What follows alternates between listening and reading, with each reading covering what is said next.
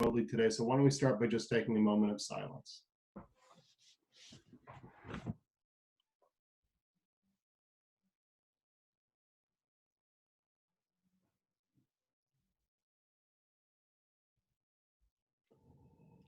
Okay, getting started with the agenda today. Welcome to the Emergency Board of Commissioners meeting for March 30th, 2020. We are commencing a little bit after 6:30 p.m. There is only one substantive item on the agenda today, which is resolution number 2020-47 to authorize the continuance of a previously declared disaster emergency. We're going to get started today with a Pledge of Allegiance. I'd remind everybody who's on the call, a lot of us have fixed cameras, so please only stand if you're able to raise the camera with you for obvious reasons. I pledge allegiance to the flag of the United States of America and to the republic for which it stands, one nation, under God, indivisible, with liberty and justice for all. Okay. Moving on to resolution number 2020-47 to authorize the continuance of Radnor Township's disaster emergency declaration. Bill, could you tell us what we're talking about? Yes, so stepping through the whereases, obviously we've got federal, state, county, federal or emergency declarations. Radnor Township followed suit. 2 weeks ago tonight, the Board of Commissioners passed a resolution extending the declaration of emergency for 14 days. Those 14 days expire today. So resolution 2020-47 would extend the emergency declaration by an additional 60 days or whenever Governor Wolf ends the statewide disaster declaration, whichever is later. Okay, I will so move. Is there a second? I'll second. Is there any commissioner comment? At last meeting, I asked about an opinion for justification for why we're doing these meetings and voting and taking substantive votes, not in person. And Jack, you said that we would have John Rice prepare something. Has that been done? I haven't seen anything. I have not prepared anything. I was hoping that the full board would agree for me to spend the time to do that. I think without writing a legal opinion, it's pretty obvious to me, based on what the governor's done and the federal government's done and the township's own declaration under the Emergency Services Management Act, that the formalities in this type of situation are suspended. You know, there's basically a no travel advisory in Delaware County. The guidance that I've gotten from PSATs, which is a state association of township supervisors, and from Harrisburg, is that these types, even though there's no specific legislation, I think it's going to the state Senate April 6th. It's passed the House in Harrisburg, that given the circumstances, these types of meetings are appropriate, provided that you provide an opportunity electronically or otherwise for public comment or questions.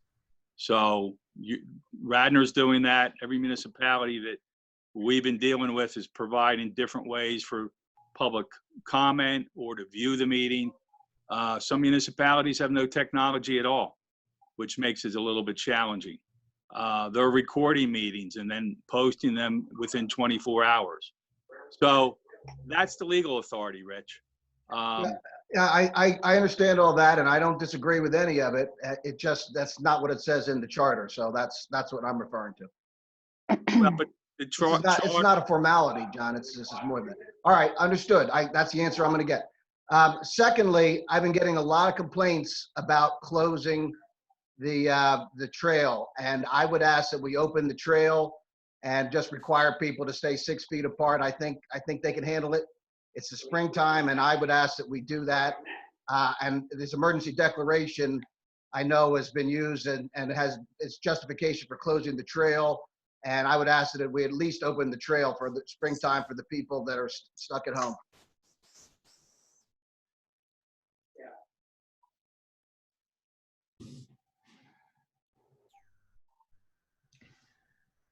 It's up to Bill and Chris.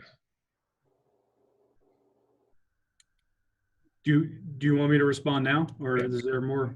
No, I think, I mean, It's just that, is there a motion here, or was it just a it's question? not a motion if you want to respond, but I think everything's been said. You'll open it when you deem that the safety is there for it to be open, if I'm not mistaken. I think our Office of Emergency Management has spoken with regards to that. And the minute we start second guessing them, then everything breaks down. So I support whatever the Office of Emergency Management has said. Well, again, it's our job as politicians to balance the needs and to take in all the information and to formulate our own decision. So I would ask that we open the trail. I've gotten a lot of complaints, and it's really something I think the people can handle, staying 6 feet apart on the trail. I would ask that we don't open the trails, because I don't think people were staying 6 feet apart, which led to them being closed in the first place. It's my understanding from Radnor EMTs that took a drive up there to see what was going on a Sunday afternoon recently, that there were hundreds of people along that trail. And this was a week ago Sunday, I believe. And they were not social distancing. There were people stopping to talk to each other with dogs. And there were far too many bikes for safety reasons on the trail at that time. Plus, Sorry. they're congregating in the parking lots as well. Yeah. And, and you can't, and if you have a group of a family of 4, it's difficult. There's some of those parts of those trails are pretty narrow. It's difficult to pass without staying 6 feet apart. I'm with Lisa. The trail's not built to have 6 feet between passage. It's just not built for that. I'm with Lisa. I think that we listen to the team, and I think that they've said what they've had to say, and I won't second guess them. I'd also add that we haven't had any new cases for the last several days of Radnor. That's not true. Yeah, That's absolutely Well, not true. it may not be true, but the report that I've received for the last 2 days shows the same 23 number. No, we're up to 25. It's 25. 25. Mine shows 23. But And Well, that is you're wrong. reported. Yeah. So Rich, out of 30,000 people, it's a small number. Rich, I think you hit it on the head when you said we're politicians. So we are politicians, and that's why I think we need to leave this decision to the Office of the Emergency Management and the experts in this. I'll second that. Rich, I think the people can be trusted, so I would say that we should at least open the trail. So, Rich, I agree with you that as elected officials, we have a voice, and we should use it when we have a strong opinion either way. I just happen to disagree with you on this one, and believe that the trails in all parks need to be closed. And for the reason you stated, that we have such a low number. When you have a low number and you have a new case, you're able to do contact tracing. When that number explodes, you can no longer do that. So the idea is that we keep that number low, and we do that by keeping everybody at home. I totally respect that. My question is how long, and so it's fine. You can disagree. That's my position on it, and I think we can trust the people and that they're safe. In answer to your question, how long the federal government and the President of the United States have spoken on it, the governor has spoken on it today. I think that the timelines have been extended, and with good reason. And I'm not talking about violating that. I'm just talking about opening the trail. There's no provision from the president that says close the trail. So just I'm watching this very closely too, Damien.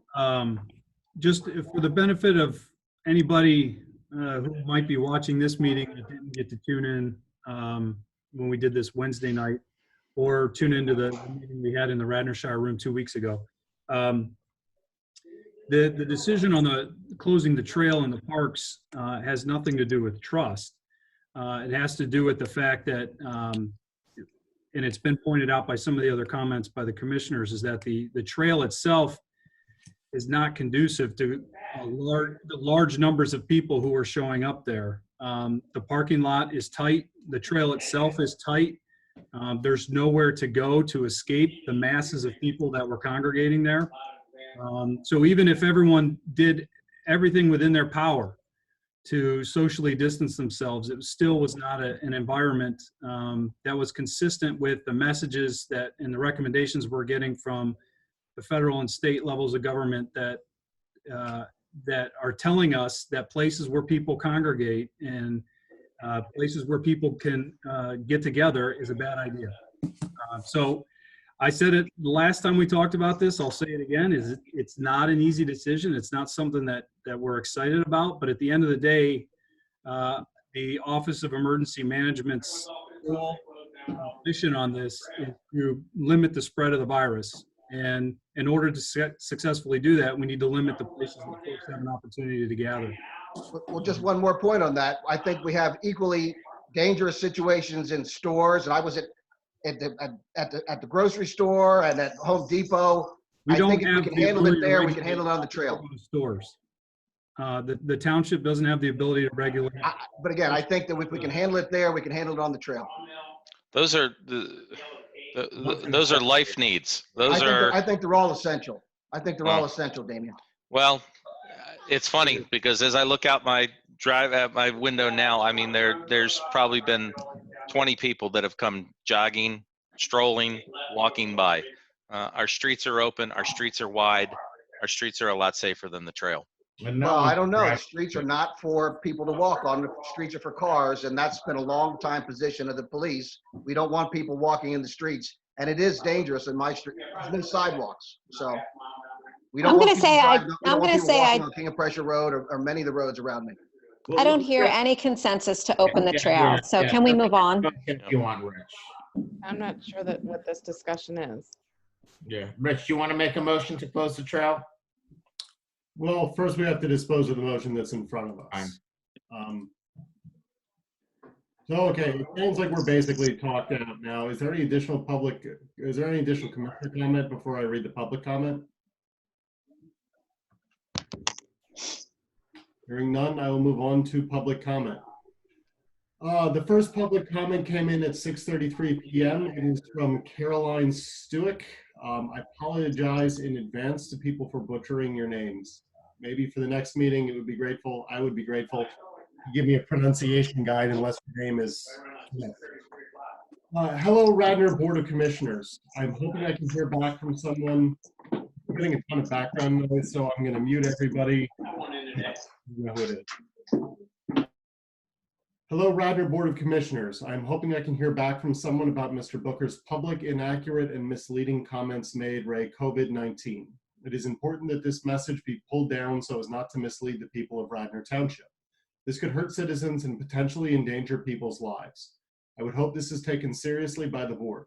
Thank you so much for your time. I hope you are all staying safe and healthy. Best, Caroline Stewick. At 6:34 p.m., Caroline Lunger writes, hello, Radnor Commissioners. I'm a resident of the 4th Ward, and I recently watched Mr. Booker's program. As the mother of a daughter who is recovering from coronavirus here in the township, Mr. Booker's numerous statements caused me great concern. Could he please clarify his statement on martial law in the state of Pennsylvania? When did Governor Wolf enact that? I have not seen or heard that news. Please clarify. His reference to coronavirus as, quote, the flu bug, end quote. Mr. Booker, can you please share with us why you continue to call this pandemic the flu when in fact it is completely different from the flu? President Trump has extended social distancing guidelines until 4:30. Do you still hold that businesses need to get back to work as soon as possible? At 6:36 p.m. from Annie Webb. Dear Radnor BOC, I'm writing to express my dismay at comments made by Commissioner Rich Booker on his YouTube video blog 3 days ago. As a township commissioner, his comments about the current coronavirus crisis in our country are dangerous and ill-informed. His job is to protect the residents of Radnor by adhering to the CDC, state, and federal regulations regarding this issue.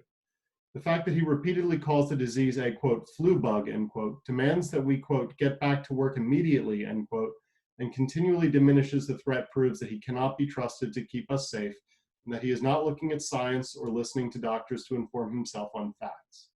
I think a commissioner who doesn't understand or believe the severity of the crisis we are in must either resign or at the very least recount his ignorant statements. Commissioner Booker advocates that we all get back to work wearing masks. What masks? Am I to go to Bryn Mawr Hospital and rip one out of the hands of medical professionals there? He offers no practical solutions on how, quote, getting back to work would be safely done. I am flabbergasted that someone could be so very ignorant. I have no doubt that Mr. Booker will dig in his heels in response to any community outcry about his ridiculous position on this, but I would hope that every other commissioner could assure us that you do not agree with his ill-informed comments and that you will each do everything possible to keep our community safe so that when we can go back to work, school, and our normal activities, that we do it with the confidence that we've taken every precaution to keep ourselves, our neighbors, and our community safe. I hope you each answer this very simple request. Will you denounce Mr. Booker's dangerous rhetoric and assure us that his views will not affect Radnor's response to the pandemic? Thank you, Annie Webb. The next email is from Jody Warren. Dear Board of Commissioners, recently your colleague Rich Booker recorded a special coronavirus episode of The Rich Booker Show, which aired on MLTV Network. In it, Mr. Booker presented his views on the pandemic, some of which are mentioned below. 1, bracketed, we are being, bracketed close, quote, forced to cower in our homes afraid of a flu bug, end quote. 2, bracket, we, and bracket, quote, must not acquiesce to this deprivation of rights, end quote, paren, in reference to the stay in place order, paren close. 3, quote, the government has taken away our God-given rights of liberty and happiness, end quote. Quote, 4, this scare is little more than a flu bug, end quote. 5, in brackets, we are, in brackets, quote, blowing the threat of this flu virus out of proportion, end quote. Board members, this is dangerous rhetoric. Science has proven the veracity of this virus, and flattening the curve is the crucial goal of our government-ordered stay-in-place and shutdown. This is not up for debate. Even our president is on board. It's one thing for Mr. Booker to speak his mind under the pretense of a private citizen. In this recording, he clearly identifies himself as the Ward 2 commissioner and is speaking as a board member. In doing so, he is blatantly endangering the Radnor residents for which he's been elected to serve and protect.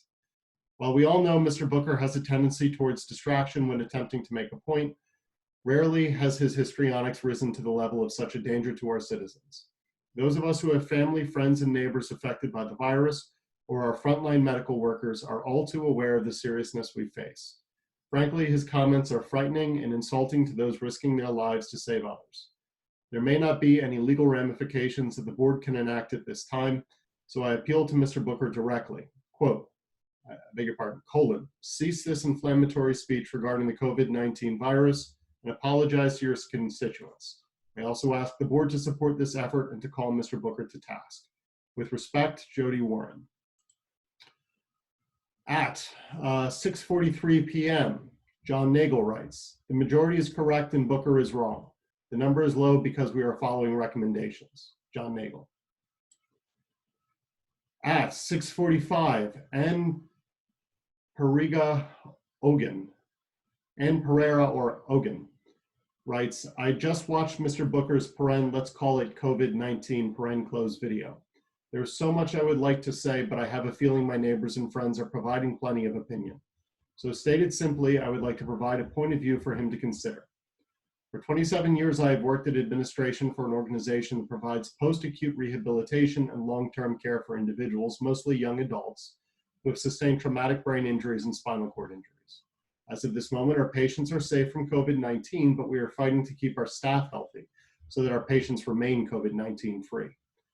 The people we serve are vulnerable and at risk, and a positive COVID-19 diagnosis would be life-threatening. Quote, stay at home, end quote, and social distancing are the best ways to avoid spread of this virus, will tremendously help to keep our healthcare workers healthy so that they, in turn, can keep the people we serve safe. They are sacrificing enough coming to work every single day. Let's do our part.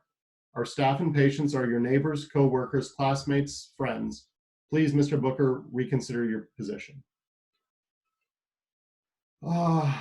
At 6:48 p.m., Marla and Peter Neeson wrote, Dear Board of Commissioners, censure Rich Booker for his spectacularly irresponsible video on COVID-19. Which Radnor residents does he propose to sacrifice to the virus in the interests of, quote, the economy, end quote? How ignorant and dangerous to call COVID-19, quote, the flu, end quote. Does he think the mass burials in Italy are a hoax? Actually, Americans are absolutely being called, quote, to arms, end quote. The residents of Radnor are being asked to save the lives, all caps, of their families and neighbors by staying home. This is going to get worse before it gets better. We need constructive approaches and solutions by the Board of Commissioners to address the real needs of our residents, not the false and dangerous narrative of Rich Booker. Sincerely, Marla and Peter Neeson. At 6:49 p.m., Heather McGrain writes, "We and our entire families, Radnor residents, are exceedingly disheartened and appalled by Rich Booker's decision to publicly criticize Pennsylvania's stay-at-home order. Our nation has a narrow window to prevent hundreds of thousands of deaths, and Rich discounted this by providing incorrect and misleading information, including repeatedly comparing it to the seasonal flu, a disease which is 90% less of a threat and for which there is a vaccine. Not only does the COVID-19 virus pose a threat to those who contract it, the high number of cases in Pennsylvania and the nation will see if containment and restriction measures are not put in place will overwhelm our healthcare system, causing patients afflicted by many illnesses and injuries to perish as well. There are economic repercussions to the current situation, to be sure, but full adherence to the medical community's guidelines, along with the stimulus and other governmental measures, will ensure the quickest, safest way back to normal life. This is a time when most Americans are choosing bipartisan unity rather than fear-mongering and political witch hunts. It is an outrage that Mr. Booker chooses instead to pursue such negative and harmful rhetoric. Helen McGrain, Ward 3, Heather Riley, Ward 4, Jen August, Ward 2. That is all that I have. And I've taken everybody off mute, so, and I don't hear any more background noise. I'm going to call the vote. All in favor, say aye. Aye. Aye. All opposed, nay. Vote passes 6-1 with Commissioner Booker voting nay. The remaining item on our agenda is adjournment. I will so move. Is there a second? Second. Second. Second. All in favor, say aye. Aye. Aye. Watch the Rich Booker show. Hearing no objections, I will adjourn the meeting. Thank you all for coming. Thank you. Thanks.